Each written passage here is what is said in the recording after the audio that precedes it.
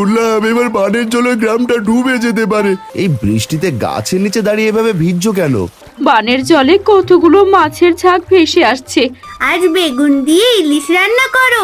আর যদি বানের জলটা না হতো তাহলে এত বড় ইলিশ চোখে দেখতামও না। এই বানের জল আর বৃষ্টি আমাদের সব শেষ করে দিল। তুই ইলিশ রান্না করে আনলি? আমার বাবার মতো আর কেউ হয় না।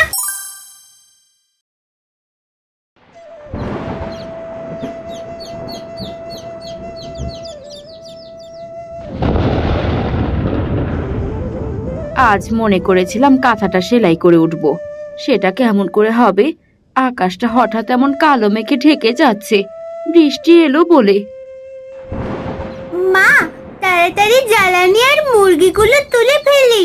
তুমিও আমার সাথে আসো।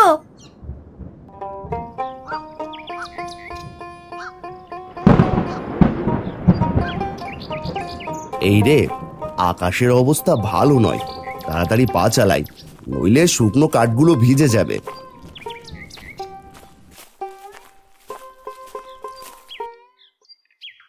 মহাজন, অনেক কাঠ কেটেছি, এদিকে বৃষ্টি আসতে পারে যে কোনো সময়। এই আপনার কাঠগুলো, তাড়াতাড়ি টাকাটা দেন, বাড়ি ফিরি। বলি, কাজ করতে এত কষ্ট কিসের হয় শুনি? এত তাড়াহুড়ো করছিস কেন? বর্ষাকাল, বৃষ্টি তো হবেই। না মানে, যেভাবে বেশ কয়েকদিন বৃষ্টি হচ্ছে, না জানি বানের জল কখন ভেসে আসে। ঘরটা সারাবো ভাবছি, আর এখন বাড়িতে কিছু বাজারও করে রেখে দিতাম। কাজ করলে কর, না করলে যা দেখি। আমি এখন টাকা দিতে পারবো না, তাড়াহুড়ো করে আমি কোনো কাজ করি না।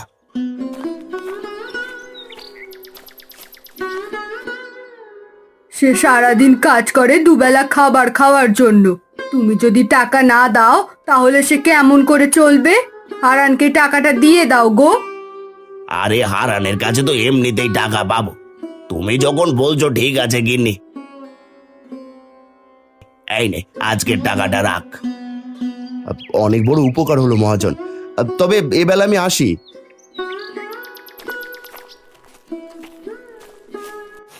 তখনই বৃষ্টি শুরু হয়। হারান মহাজনের কাছ থেকে টাকা নিয়ে কিছু বাজার আর কিছু শুকনো খাবার নিয়ে ভিজে জড়সড় হয়ে বাড়ি ফেরে। ওগো, তুমি বাড়িতে এসেছো? আমি তো চিন্তায় চিন্তায় শেষ। এদিকে রান্নার চালও ফুরিয়ে গিয়েছে, মেয়েটা দুপুরে না খেয়ে আছে।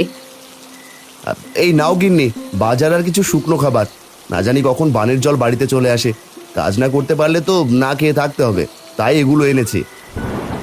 তুমি ভালো কাজ করেছো, আমি তাড়াতাড়ি রান্নাটা সেরে ফেলি। তিন্নি, আমাকে একটু সাহায্য করবি? আয় মা, তুমি কাপড়টা পাল্টে ফেলো, ভিজে একদম চুপসে গেছো।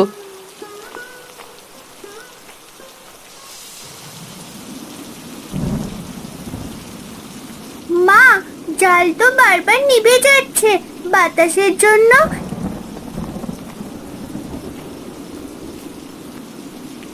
এই ঝড় বৃষ্টিতে যদি আমাদের বাড়ি ভেঙে যায়, তখন আমরা কি করব? কোথায় থাকবো? এমন কথা মুখেও আনিস না। দাঁড়া, রান্নাঘরের জানালায় চারিপাশ দিয়ে একটা কাপড় দিয়ে দেই, তাহলে রান্নাঘরে বাতাস কম আসবে।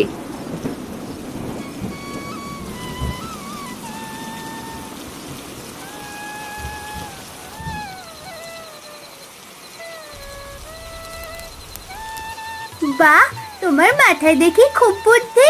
এবার আর আগুন নিভে যাচ্ছে না মা।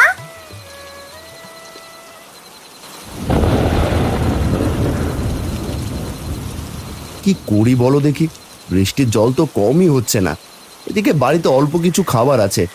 এমন চলতে থাকলে তো দুদিন পর থেকে না খেয়ে থাকতে হবে। বানের জলে গ্রাম তলিয়ে যাবে মনে হচ্ছে। গিন্নি, আমি কাল মাঠে গিয়ে দেখে আসবো আমাদের ধানের কি অবস্থা। বিধাতার কাছে একটাই চাওয়া, বানের জলে আমাদের ধান যেন ডুবে না যায়। ঋণ করে ধান করেছো, ধান তলিয়ে গেলে ঋণ কেমন করে শোধ করবে? বাবা, এখন খেয়ে নাও তো, কাল সকালে গিয়ে দেখে এসো।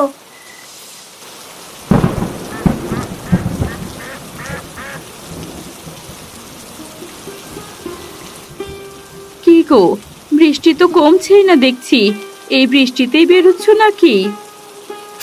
কি আর করব, যাই দেখে আসি শেষ সম্বলটুকু আছে নাকি।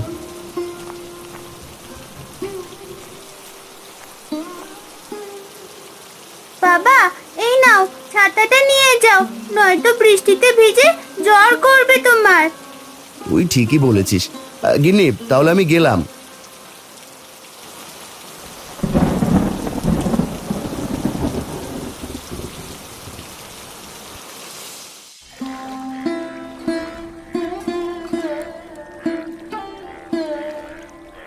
হাই হাই হাই হাই, এটা কি সর্বনাশ হলো! 2 দিনের সমস্ত মাছ ডুবে গেল। কত কষ্টের ফসল সব যে শেষ হয়ে গেল। আরে বাপু, তুমি এমন করে কাঁদছো, মনে হচ্ছে তোমার একার ফসলই নষ্ট হয়েছে। সারা বছর কি খাবো সবাই? সকল তরি তরকারি, ধান পাট সব যে ডুবে গেছে। এবার সব জিনিসের দাম বেশি হবে। তোমাদের তো দিন ভালো কাটে, আমার যে সংসারই চলে না।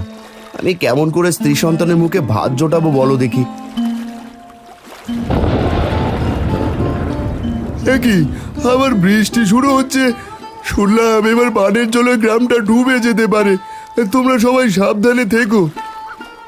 কি বলছো তুমি ভাই? তাহলে তো গ্রাম থেকে সবাই চলে যাবে। আমাদের তো যাবার মতো তেমন কোনো জায়গাও নেই। তাহলে কি হবে? বৃষ্টি একটু কম হলে আমি শহরে আমার বোনের বাড়িতে চলে যাব। তোমরা এই গ্রামে পৌঁছে মরো বাপু। বৃষ্টি জোরে আসছে, আমি বাড়ি গেলাম। এই গরিবের কষ্ট তো কেউ বোঝে না। দেখলাম তোমার ভাই নতুন ঘর করেছে, তোমরা না হয় সেখানে গিয়ে থাকো হারান ভাই। আমি গেলাম গো। যে যার মতো বাড়িতে চলে যায়। হারান কিছুক্ষণ তার ডুবে যাওয়া ধানি জমির দিকে তাকিয়ে থাকে।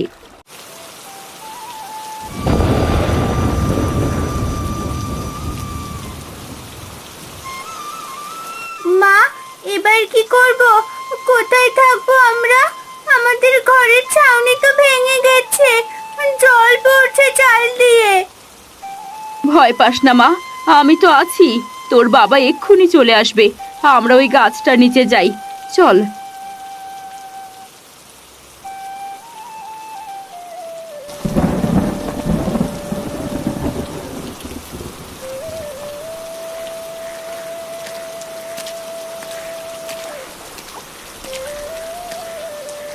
কি হলো গো গিন্নি?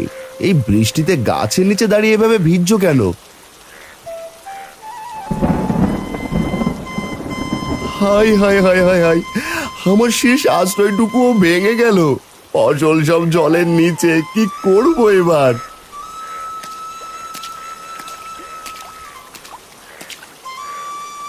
এই কি হয়েছে গো দাদা?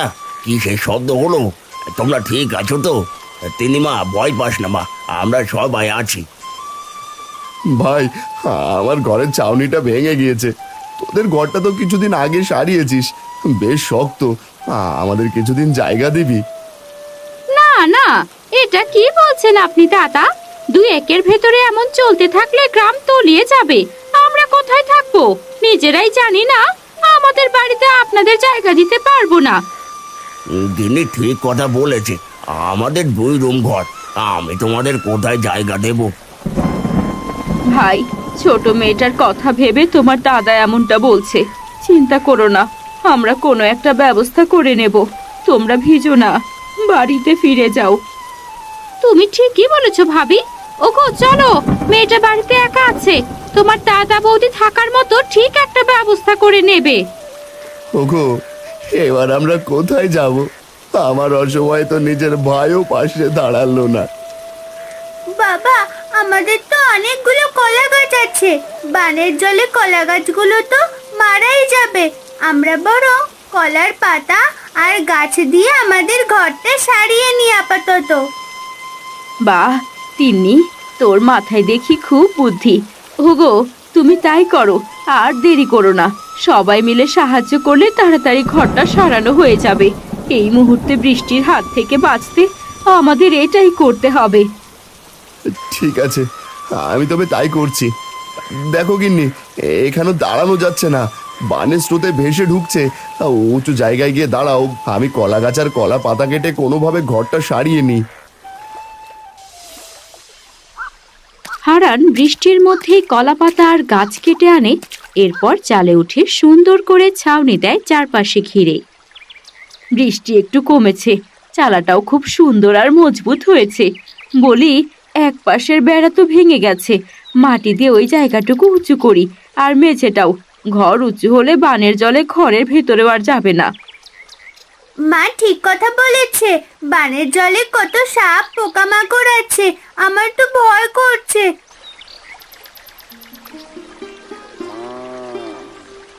ওই দেখো মা, অনেকেই গ্রাম থেকে চলে যাচ্ছে। এই দৃশ্য খুবই কষ্টদায়ক রে মা। কেউ কি আর তার বাপ দাদার ভিটে ছেড়ে যেতে মন চায়? আমাদের যে কি হবে সৃষ্টিকর্তাই জানেন।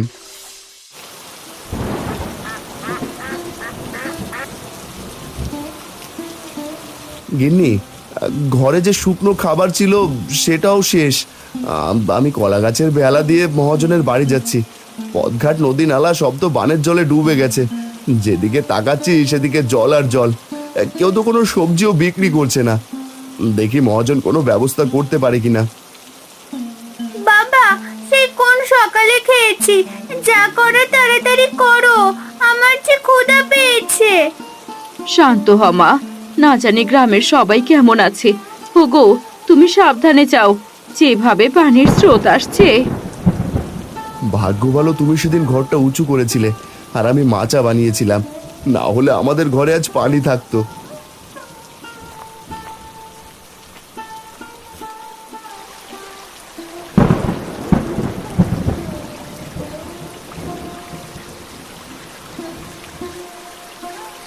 সেই সকাল থেকে বানের জলে মাছ ধরছি, কিন্তু মাছ পেলাম না। বাড়িতে সবাই না খেয়ে আছে, কি যে করব। এ কি ভাই, বানের জলে মাছ কেমন করে পাবো? সারা গ্রামে জল, মাছ না জানি কোথায় আছে। এই জলে মনে হয় না মাছ পাবো। তাহলে কি করব ভাই? কাছে যে টাকা ছিল তা শেষ। কোনো সবজি ডাল কিছুই তো পাওয়া যাচ্ছে না, সমস্ত ফসল জলে ভেসে গেছে। চলো তুমি আর আমি মহাজনের কাছে গিয়ে দেখি তিনি কি ব্যবস্থা করেন। আমার ভেলায় উঠে এসো। দাঁড়াও হারান্দা, জালটা ওই গাছের ডিবায় রেখে যাই। এমনি না খেয়ে মরছি, তোরা আবার এখানে এলি কেন? শোন, আমি কিন্তু কোনো টাকা দিতে পারবো না, আগেই বলে রাখলাম। বরং হারানের কাছে যে টাকা পাবো সেটা আজ নিতে যেতে চাইছিলাম। কি বলছেন মহাজন? আমার কাছে টাকা থাকলে কি আপনার কাছে আসতাম? মহাজন, দয়া করে আপনার টাকা এখন চাইবেন না। সব ধান বানের জলের নিচে, বাড়িতে মেয়েটা না খেয়ে আছে। হায় হায় হায়, আমার পায়ে কি যেন জড়িয়ে আছে। হ্যাঁ, বাঁচাও বাঁচাও, কেউ আমাকে বাঁচাও, আমার খুব ভয় করছে। শান্ত হন মহাজন, একটা সাপ আপনার পাটা পেঁচিয়ে রেখেছে, নড়লেই কামড় দেবে। হারান একটা বড় কাপড় এনে সাপটার মাথাটা ধরে ফেলে। এই বানের জলে আমরা মানুষরা এমনিতেই বহু কষ্টে আছি, আমাদের মারিস না, চলে যা। দেখেছেন মহাজন, যে মরে গেলে আপনার আসে যায় না, সেই আপনাকে আজ বাঁচালো। হারান ভাই, এখানে থেকে লাভ নেই, বাড়িতে সবাই না খেয়ে আছে। দেখি কোনো রকমে খাবার জোগাড় করতে পারি নাকি। হারান, তুই আমার জীবন বাঁচালি। তোকে আমি খাবারের ব্যবস্থা করে দিতে পারবো না, কারণ আমার বাড়িতেও শুকনো খাবার ছাড়া তেমন কিছু নেই। তবে তোর কাছে যে টাকা পাই সেটা আমাকে কিছুদিন পরে দিস, সুদ দিতে হবে না। এইগুলো তুই নিয়ে যা, তোর মেয়ের কিছুটা হলেও পেট ভরবে। বড় উপকার করলেন আমাকে মহাজন, আজ আসি তবে। কি গো, খাবারের ব্যবস্থা করতে পারলে? তোমার মুখে এমন চিন্তার ভাঁজ কেন? এই অল্প কিছু শুকনো খাবার ছাড়ার কোনো ব্যবস্থা করতে পারিনি। তিন্নিমা, তুই এই খাবারগুলো খা।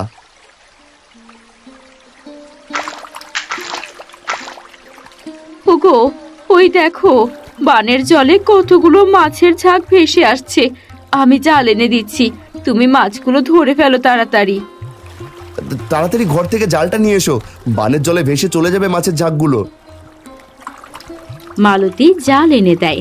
হারান ভেলাতেই দাঁড়িয়ে জাল ফেলে। জালে অনেকগুলো ইলিশ মাছ ওঠে। বাবা, এ তো অনেকগুলো ইলিশ মাছের ঝাঁক ছিল। বানের জলে নদী থেকে ভেসে এসেছে মনে হয়। এত বড় ইলিশ কতদিন খাইনি। এত বড় ইলিশ যে কখনো চোখে দেখবো সেটাও তো ভাবিনি। ওগো, ইলিশগুলো সব একটা বড় পাত্রে রাখতে হবে। দাঁড়াও, জাল থেকে মাছগুলো ছাড়িয়ে নি। গিন্নি, বড় পাত্র আনো ঘর থেকে। যদি ঘরে চাল থাকতো তাহলে গ্রামের দুস্থ মানুষদের এই দুঃসময় দুটো ইলিশ ভাত রান্না করে খাওয়াতাম। মালতী ঘর থেকে পাত্র এনে দেয়। হারান পাত্রে মাছ রাখে, এমন সময় জালে একটা চকচকে ঝিনুক দেখতে পায়। মা দেখ, কত সুন্দর ঝিনুক। তুই এটা নিয়ে খেলিস। গিন্নি, তুমি একটা ইলিশ মাছ কেটে রান্না করো, কিন্তু সব জায়গায় তো জল। আর যদি বানের জলটা না হতো তাহলে এত বড় ইলিশ চোখে দেখতামও না। বাহ, সত্যি খুব সুন্দর ঝিনুকটা। আমি শুকনো খাবারগুলো খাবো আর এই ঝিনুক দিয়ে খেলবো।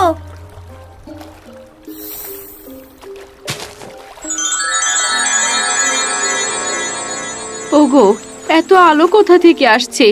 ওই তো ঝিনুক থেকে আসছে। কি আছে ওই ঝিনুকের ভেতরে? ভয় পেও না, আমি একটা পড়ি। খেলতে খেলতে এই ঝিনুকের ভেতর আটকা পড়ি। এরপর কিছুদিন নদীর জলে ছিলাম। আজ ইলিশের ঝাঁকের ভেতর একটা ইলিশের লেজে আটকে আমি এখানে এসে পড়েছি। এরপর তোমাদের জালে উঠেছি। তুমি পরি? খুব মিষ্টি দেখতে তুমি। আমার পরি দেখার খুব ইচ্ছা ছিল। তুমিও খুব মিষ্টি। আজ পানের জলে ইলিশ ভেসে না এলে আমি হয়তো মুক্তি পেতাম না। তোমরা আমাকে মুক্ত করেছো, বলো তোমাদের কি চাই? এখনো যদি এমন বানের জল আসে তাহলে তো গ্রাম ডুবে যাবে। তার উপর আকাশের বৃষ্টি তো আছেই। গ্রামের সকলে না খেয়ে আছে। আজ অনেকগুলো ইলিশ পেয়েছি। তুমি যদি কিছু চালের ব্যবস্থা করে দিতে। বেশ, তবে তাই হোক।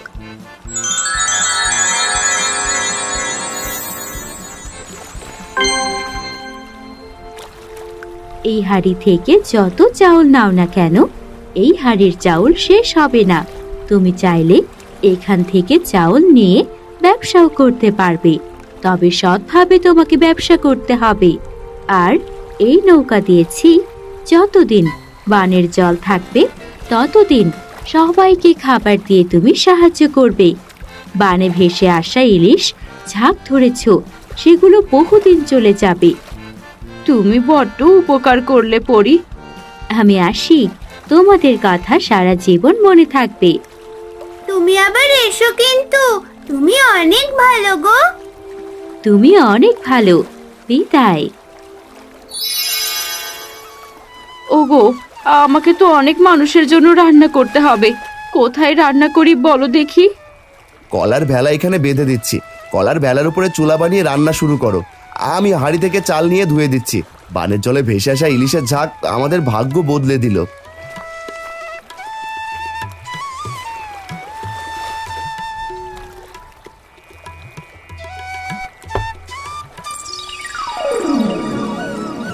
পরির কথা মিথ্যা নয় বাবা, দেখেছো? মা, আমিও সাহায্য করছি। আজ বেগুন দিয়ে ইলিশ রান্না করো। টাটকা ইলিশের সাথে বেগুন ভাজা বেশ জমবে।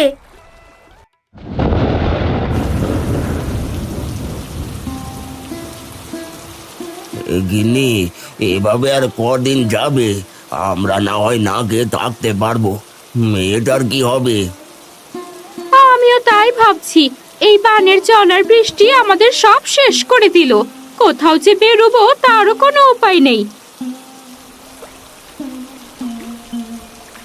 আসি গিন্নি, মাতিননি। চল, সবার প্রথমে তোর কাকাদের বাড়িতে যাই। না জানি তারা কেমন করে দিন কাটাচ্ছে। হাজার হলেও তো ভাই।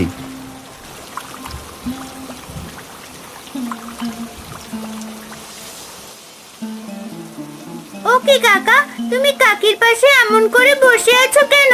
কাকির কি শরীর খারাপ? আর বলিস না, ক্ষুধা সহ্য করতে না পেরে তোর কাকি জ্ঞান হারিয়ে ফেলেছিল। মাত্রই জ্ঞান ফিরল। বৃষ্টি বাদলে তো কোনো কাজ নেই, রান্নার জায়গা নেই, সব জায়গায় তো জল উঠে গেছে। চিন্তা করিস না, বানের জলে ইলিশ ভেসে যাক, সেই ইলিশ ধরে তোদের রান্না করে এনেছি। তাড়াতাড়ি খেয়ে নে দেখি। আপনাদের কত অপমান করেছি, তবু অসময়ে পাশে এসে দাঁড়ালেন। আপনাদের কাছে চিরঋণী হয়ে রইলাম ভাই। খাবারটুকু না পেলে হয়তো আমরা মারাই যেতাম। এমন কথা বলো না ছোট বউ। আচ্ছা আজ আসছি। চল মা, সময় মতো খাবার পাবে তোমরা। মা লাবণী, খেয়ে নিস।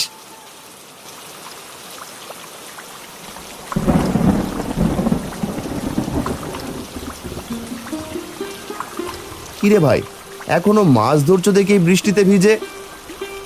কি করব, সবাইকে তো বাঁচাতে হবে। পরিবারের কেউ দুদিন ধরে কিছুই খায়নি পানি ছাড়া। এবার মনে হয় সবাইকে না খেয়ে মরতে হবে গো। কেঁদো না গো কাকু, না খেয়ে মরতে হবে না। বানের জলে ইলিশের ঝাঁক ভেসে এসেছিল, সেই ইলিশ দিয়ে আমরা সবার জন্য খাবার এনেছি রান্না করে। এই নাও, এগুলো তোমার পরিবারের সবাই মিলে খেও। ধন্যবাদ তোমাদের। এই খাবারগুলো না পেলে হয়তো আমাদের কিছু একটা আজ হয়ে যেত। আজ আমি যাই, বড্ড উপকার করলে তোমরা আমার এই অসময়ে। তোমার সাথে দেখা হলে কত বড় বড় কথা বলি, আচ্ছা তুমি খাবার এনেছো বাবা? কি বলে যে ধন্যবাদ দেবো তোমাকে। চলে যেতে চেয়েছিলাম গ্রাম ছেড়ে, কিন্তু এত বৃষ্টিতে বের হতে পারিনি। গরু ছাগল সব মরে গেছে। চিন্তা করো না বৌদি, দেখবে সব আবার ঠিক হয়ে যাবে। আমি আসছি। এখন থেকে যতদিন বৃষ্টি বানের জল থাকবে আমি ততদিন সবাইকে খেতে দেবো। আসি এবার। তো তুই ইলিশ রান্না করে আনলি? আসলে গরিবের মন বড়। আজ দুদিন কিছু খায়নি ভাই। তোর গিন্নিমা তাদের বাড়ি গেছে বেশ কয়েকদিন ধরে।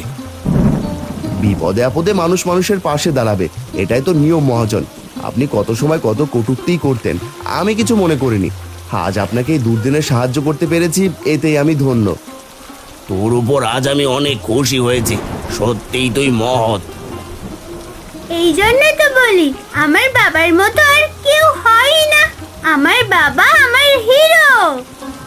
পাগলি মেয়ে আমার।